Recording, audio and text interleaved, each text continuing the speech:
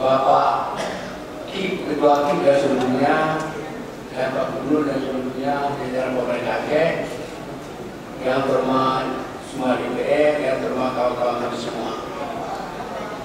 Alhamdulillah saya bahagia dia.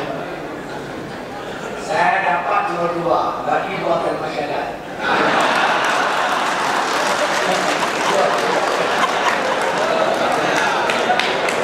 Dalam hal itu, terima kasih Bapak-Bapak sudah berkorban demi kita mau yang aktif, jamaah dan tentram dan makmur, bukan cara lain. Damai, kita. Bapak Ketua KIP dan Bapak Pemerintah Aceh, maaf bisa tambah sedikit melenceng dari cerita itu. Sedikit. Ya, tidak apa, silakan. Saya ada mendengar yang bawa undang-undang KPU tidak lebih 2.000 orang untuk hadir kembali.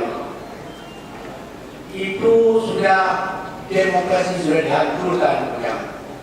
Bagaimana saya mau karena tradisi Aceh, jangan takut berlain ya. Tradisi Aceh, orang main sejati maki dan maki, ya maki dan maki, tapi kabarnya dikasih puja. Jadi kita semua di kandidat harus buat sign, jangan jadi masalah depan.